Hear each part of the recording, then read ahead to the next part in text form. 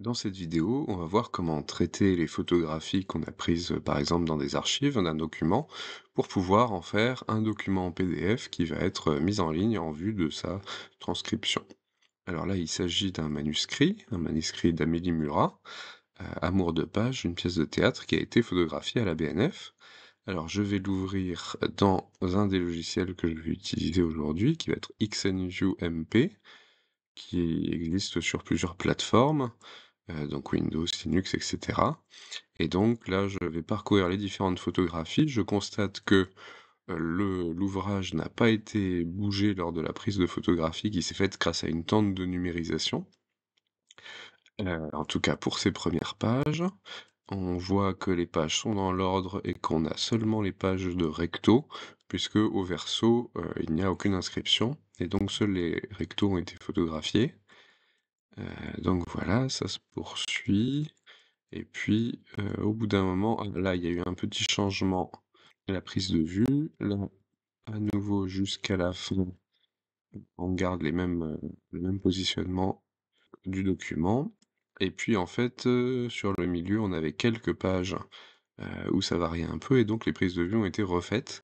Et donc ça illustre l'intérêt pendant une session de photographie dans une archive de vérifier ce qui a été photographié auparavant, afin de s'assurer qu'il n'y a pas de photographie floue ou qui mériterait d'être faite comme ça avait été le cas ici, heu, à ce moment-là, voilà, au moment où, bah, les photographies sont finalement refaites. Alors, on va devoir, essayer de recadrer ces images et XNView nous propose un moyen de, faire ce recadrage. Alors déjà, je vais passer sur ce mode qui me permet de voir l'ensemble des photographies. Et puis, bah, je vais justement commencer par, sélectionner la première partie, celles qui sont, heu, eh bien, à la suite, jusqu'à la numéro voilà, jusqu'à la 36 visiblement, c'est la première partie où tout a été photographié de la même manière. Alors, bah, donc celles-là, il va falloir que, je les recadre. Donc je vais dès maintenant regarder sur la première comment je vais faire ce recadrage. Donc l'idée c'est de voir quelles vont être les coordonnées du point en haut à gauche et puis, comment je vais étendre ça sur l'ensemble de la page. Alors disons que, c'est peut-être un recadrage comme ceci que je voudrais. Dans ce cas, je vais voir quelles sont les coordonnées du point en haut à gauche. Alors 152 par 706 et là 2000 par 2475. Je sélectionne mes 36 premières images. Je vois en bas à gauche que je suis, voilà, 36 objets sélectionnés. Alors je vais peut-être quand même vérifier avec les noms des photographies. Et oui, en fait, il fallait que j'avance un petit peu plus. Euh, J'aille jusqu'à la 41. Et donc en fait, ça va être les 38 premières. Alors, il faut que je clique du droit après avoir tout sélectionné en faisant conversion par lot et puis en réglant les paramètres. Alors je vais choisir d'exporter en JPEG et puis de mettre ça dans un nouveau dossier qui se trouve au même endroit. Là je suis situé ailleurs, mais voilà, Amélie Murat. Là on va mettre pour PDF. Si on avait des scans de pages paires et impaires en même temps, il pourrait être utile de faire un dossier pour les pages paires, un dossier pour les pages impaires, et de découper les photographies en, d'une part, page paire à gauche et page impaire à droite. Mais là, ça va être un petit peu plus simple. Alors, on me demande quand même, voilà, de rajouter une action qui va être de transformer en rognant l'image. Et donc là, je vais partir de la position, on a dit, dans 700, et en allant en largeur à 1500 et à 2500 en hauteur. Alors, j'ai du mal à retenir, ça devait être 2000 en largeur, 2500 en hauteur, ça a l'air d'aller un petit peu mieux. Et donc, on a l'aperçu qui se crée, et on va pouvoir vérifier que ça correspond bien à ce qu'on attend. Alors, ça semble être le cas, peut-être que je pourrais déplacer un peu plus à droite, en effet. Donc, plutôt que mettre juste 100 pixels, on va essayer 120 et peut-être même 150. Voilà, là, ça a l'air très bien.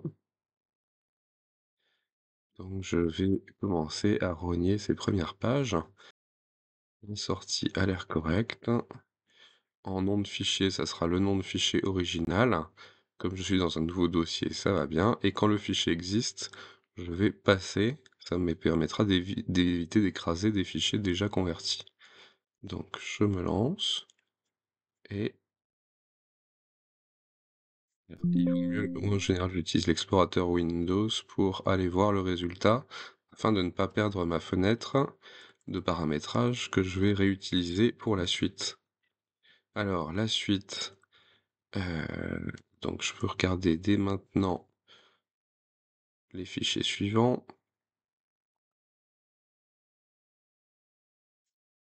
Alors, on avait dit qu'on avait les 38 premiers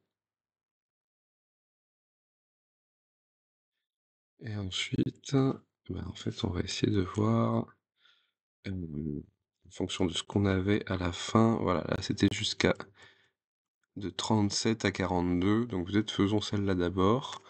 Je regarde le nom de fichier 14 45 38, c'est l'heure de prise de la photo. Donc allons-y, 14 45 38, elle est ici jusque là. Donc celle-ci, il faut que je prévoie un autre paramétrage qui est le même, la même apparence que ce que je viens de faire précédemment. Alors, on voit qu'en effet, ça semble avoir un petit peu bougé. Notamment, ça devait être un petit peu plus bas. Donc, on va essayer d'augmenter, voilà, pour centrer verticalement. Et en revanche, le positionnement gauche-droite semble satisfaisant.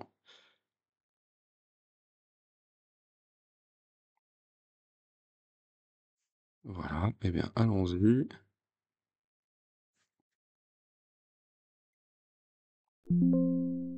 La conversion est terminée pour ces fichiers-là. Et donc, je vais pouvoir passer aux fichiers finaux. Alors, peut-être pas celui-là qui est encore photographié différemment, mais ceci. Donc, alors, celui-là allait jusqu'à 42, et donc il va falloir que je parte du 43 pour aller jusqu'à la fin ou quasi. Alors, 43, voilà, c'est ici. Donc 14, 38, 55.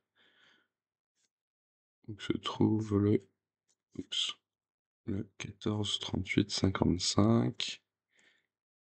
Il est là, jusque à la quasi fin. Voilà. Donc à nouveau, convertition par l'eau. Ah mince, d'ailleurs, j'aurais pu ne pas quitter cette fenêtre, me semble-t-il. Alors, on va remonter encore un petit peu. 650, essayons. C'est pas tout à fait équilibré. Et c'est 670. Voilà, là, ça a l'air mieux sur l'équilibre haut-bas des marges. Et puis, en revanche, il n'y a pas assez de marge à gauche. Donc, on va essayer eh ben, de faire juste 20 pixels à gauche. Je pense même qu'on peut diminuer même on peut c'est 0. pixels de marge à gauche pour que ça corresponde au reste. Eh bien, allons-y, convertir, et on va terminer avec cette dernière page, qui avait aussi un format de prise de vue différent. Et donc là, en effet, il faut rajouter un petit peu de marge à gauche, alors un peu plus, ouais, on peut même passer à 100, et puis équilibrer en haut, en bas, donc rajouter un petit peu de marge. Voilà, hop, ça a l'air bien centré. Et bien maintenant, on va pouvoir voir le résultat.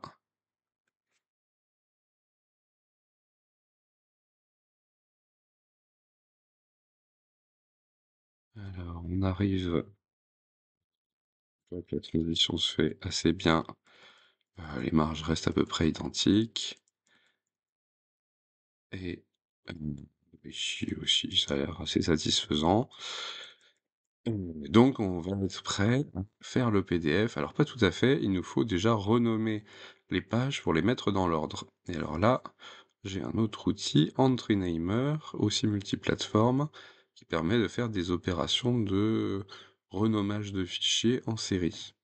Alors, on va rajouter des fichiers. Alors pour commencer, eh bien, alors oui, vérifions. La première série s'arrêtait à 36, et donc c'était visiblement la photo 14 31 50 sur la fin du nom de fichier.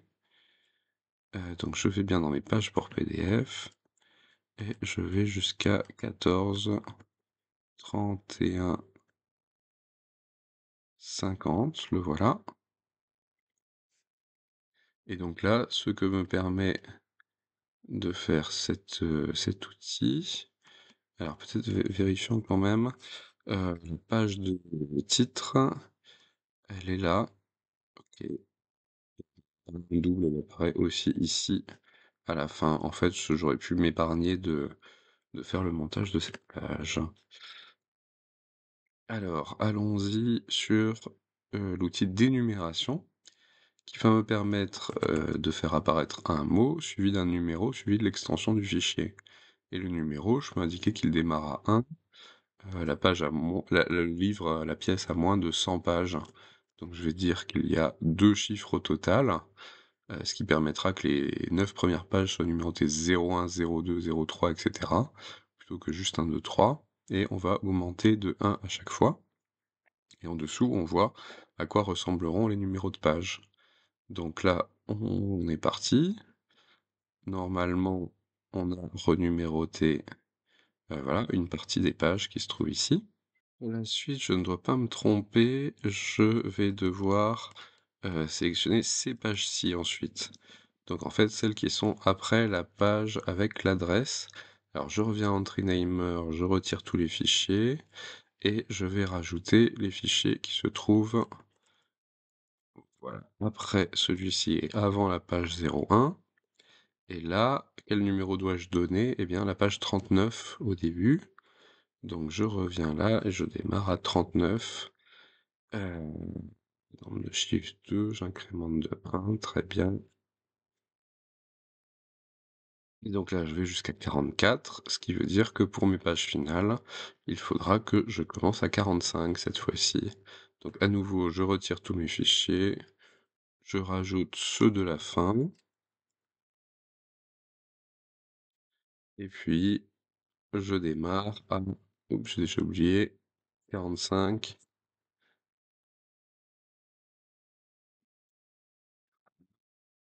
Normalement, ici, je peux vérifier que tout s'est correctement déroulé. On va fermer tout ça. Je peux pas enregistrer, et je vais aller ici, voilà, dans l'ordre. Donc la numérotation commence à 2, arrive jusqu'au 37. On voit que la transition se fait bien avec ce qui précède, et se termine Voilà, à la fin de l'ouvrage. Donc là, mes pages sont dans l'ordre. Alors désormais, il faut que je convertisse toutes mes pages en PDF. Donc pour cela, je les sélectionne toutes, je fais CTRL A sur mon clavier Windows, une conversion par lot, je choisis le format PDF, il est ici, le paramétrage indique que c'est une compression JPEG avec 80% de qualité, et là attention, je vais vérifier que je n'ai aucune action, ah si, là je risque de refaire l'action de rogner, donc je vais bien l'enlever en cliquant sur ce bouton moins, pour faire seulement une conversion de tous ces fichiers en PDF. Donc, je lance la conversion. Désormais, je n'aurai plus qu'à combiner toutes les pages les unes après les autres. Pour ça, je vais utiliser un outil en ligne qui s'appelle pdf24.org. Je vais sur le site, j'ai un outil pour fusionner les PDF. Et là, je vais pouvoir choisir mes fichiers PDF. Voilà, je vais juste sélectionner les PDF en écrivant étoile.pdf, en appuyant sur Entrée, seulement les PDF s'affichent. Et là, je peux ouvrir. C'est donc chargé, puisque les pages ont été renumérotées, elles sont bien chargées dans l'ordre alphabétique qui correspond à l'ordre des pages, et je peux faire fusionner. C'est assez rapide, je télécharge le résultat, et je vais vérifier que la qualité a l'air correcte. Si je zoome ici, c'est tout à fait lisible. Me voilà prêt à le mettre sur Wikimedia Commons, puisqu'Amélie Murat est morte en 1940. Et que le manuscrit est conservé dans des fonds publics, donc il a déjà été divulgué en étant intégré dans les collections de la Bibliothèque nationale de France.